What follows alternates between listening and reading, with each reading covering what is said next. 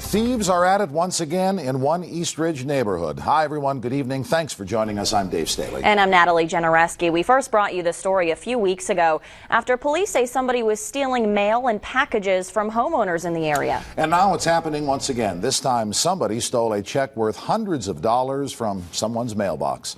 News Channel 9's Alyssa Spirato joins us now with more on this story. Good evening, Alyssa. Good evening, Natalie. Dave, we warned you about packages left unattended on your property, but now a husband and wife warn against even leaving certain items in your mailbox after they became the latest victims. It's a lot of money for anybody to lose. For big purchases, Beth and Jim Jones say they always consult one another. So when they saw this purchase for over $300 at a local Walmart, they knew something wasn't right. It appears that when I put the mail out that Monday, that check was taken out of our mailbox, because that's the only way it could have happened. Jones thinks someone took that check, duplicated it, and used it as a debit transaction at area retail stores. It's the first time I've heard of this kind of thing happening, but now that I've been in touch with other people, I found out that it is happening more than we realized.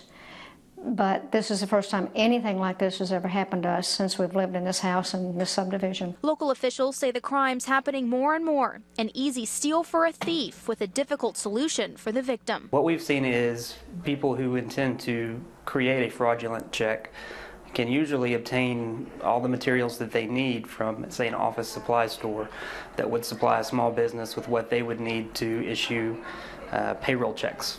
And so they can get the printers and the paper and whatever they may need to print, and they would print a payroll check. It's been a hassle because we've had to not only deal with the bank, get new bank accounts, we had to file a police report, and then we've had to contact Medicare, and we've had to contact Social Security and set up new accounts with Social Security. Did you ever feel like you guys would be sitting here today? No.